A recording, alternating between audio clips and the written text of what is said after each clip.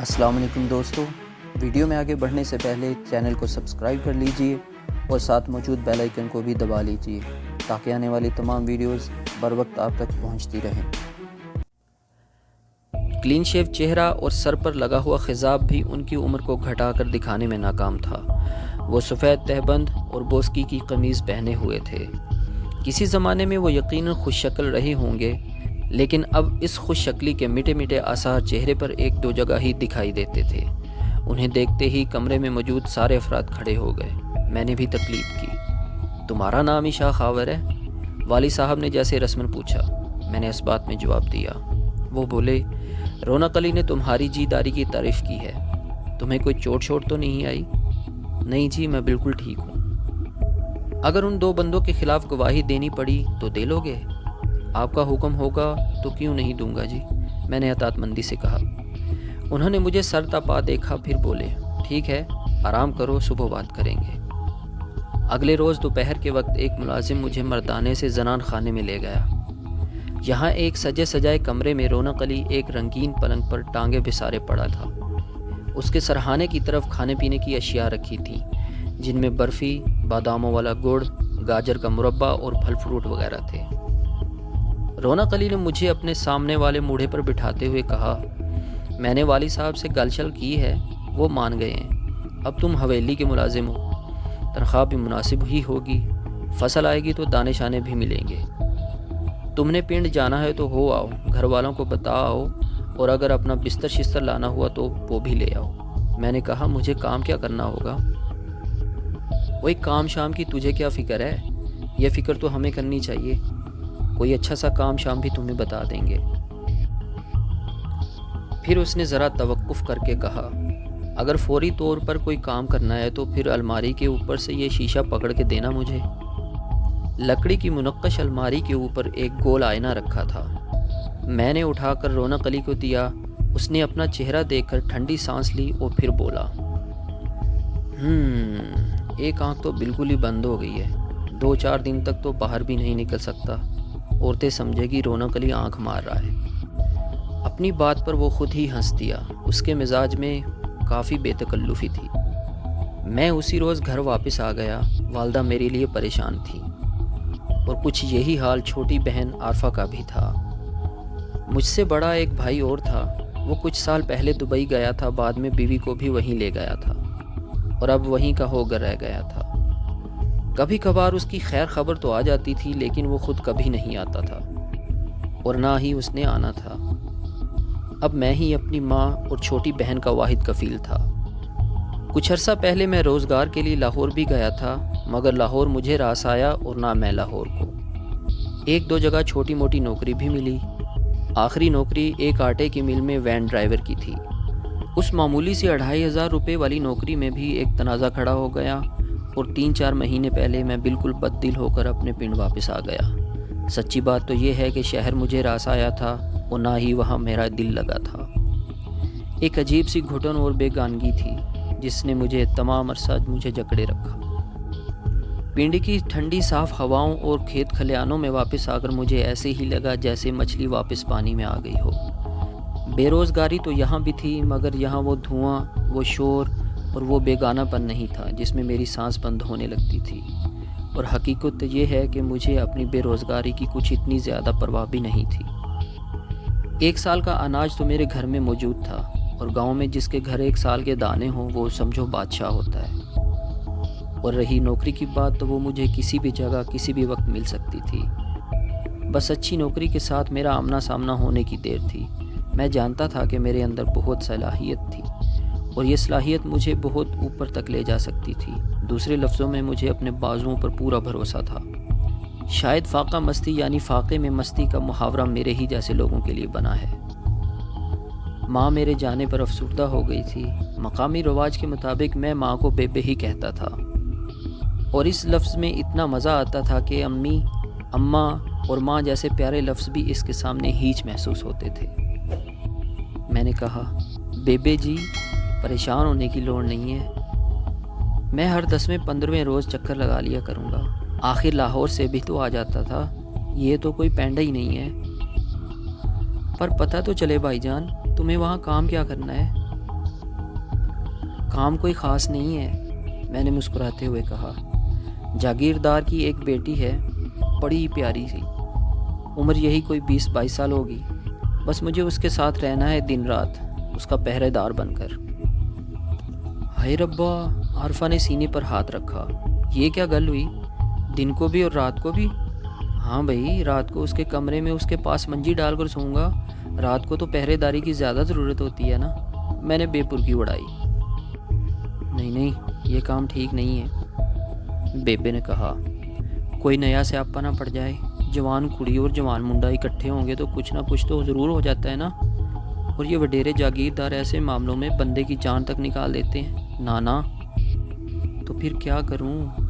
اب بھی نوکری نہ کی تو 2-4 مہینے میں دانے ختم ہو جائیں گے اور نوبت فاقوں تک آ جائے گی، میں نے کہا اور چہرے پر گہرا غم طاری کر لیا۔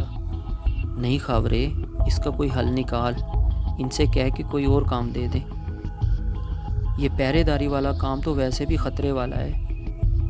بیبے جی پریشان تھیں، ان کی کمزور انگلیاں میرے بالوں کو بار بار میری پیشانی سے ہٹا رہی تھیں۔ میں نے مزہ لیتے ہوئے کہا، تو ٹھیک ہے بیبے جی، ایسا کرتا ہوں نوکری شروع ہوتے ہی اس کڑی کو بہن کہہ دوں گا، نہ رہے گا بانس اور نہ بجے گی بانسری۔ دوسرا فائدہ یہ ہوگا کہ ایک پلی پلائی خوبصورت اور امیر کبیر بہن بھی مل جائے گی۔ اس مرتبہ عارفہ کے پریشان ہونے کی باری تھی۔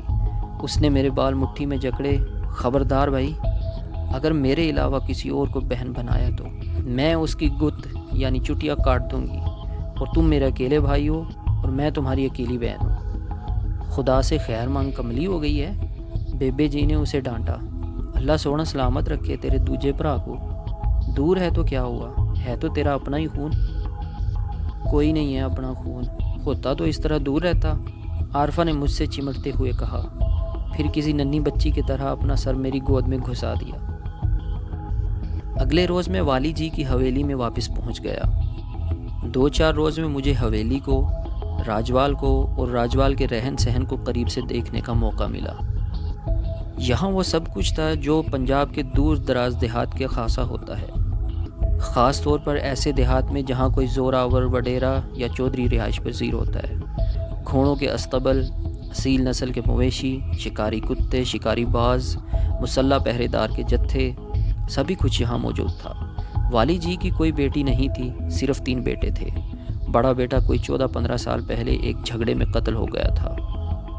چھوٹا بیٹا ایک قریبی قصبے میں چاول کی خرید و فروخت کا کام کرتا تھا۔ تیسرا بیٹا جس کی عمر بمشکل 7-8 سال تھی، حویلی میں ہی رہتا تھا۔ یہ بیٹا والی صاحب کی دوسری بیوی سے تھا۔ والی صاحب کی 50-55 سالہ پہلی بیوی تنہائی پسند عورت تھی اور جاگیر کے ایک دوسرے گاؤں میں ہی رہتی تھی۔ اسے بڑی بیگم جی کہا جاتا تھا۔ اس کی دیکھ بھال اس کا چھوٹا بیٹا ہی کرتا تھا۔ یہ چھوٹا بیٹا بھی خوشحال تھا، چاول کے کاروبار میں اس نے کافی روپیہ کمایا تھا۔ مجھے یہ دیکھ کر حیرانی ہوئی کہ اتنے بڑے گاؤں میں ایک بھی اسکول نہیں، اور صرف اس گاؤں کی بات ہی نہیں تھی، ارد گرد کے پورے علاقے میں نہ کوئی سڑک تھی، نہ شفا خانہ اور نہ اسکول۔ والی جی کی جاگیر میں بھی صرف ایک پرائمری اسکول تھا، اور یہ اسکول بھی راجوال کے بجائے ایک دوسرے گاؤں نکووال میں تھا۔ لوگ ٹھیک ہی کہتے ہیں، وڈیرے اور چودھری اچھے ہوں یا برے، ان کے دل میں یہ خواہش ضرور چھپی رہتی ہے کہ سڑک اور سڑک پر چلتی ہوئی نئی روشنی اور تعلیم ان کے علاقوں میں نہ آئے۔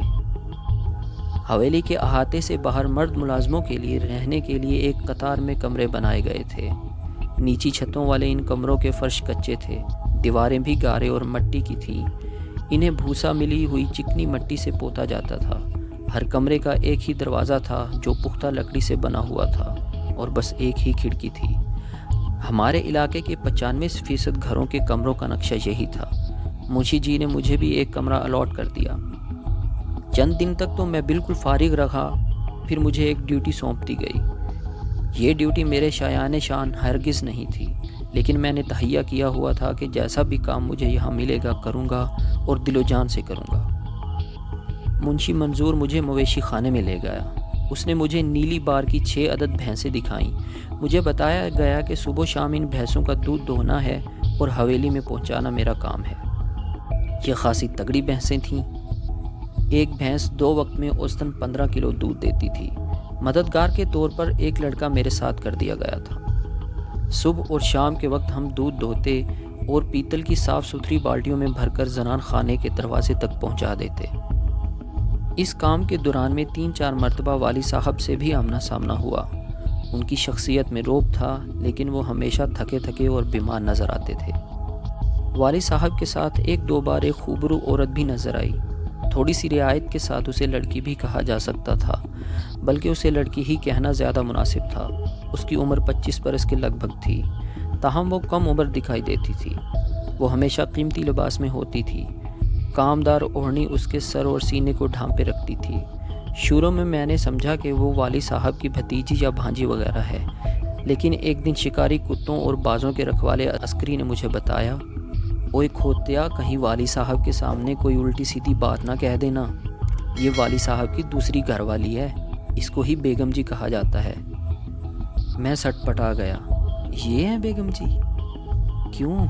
یہ کیوں نہیں ہو سکتی بیگم جی؟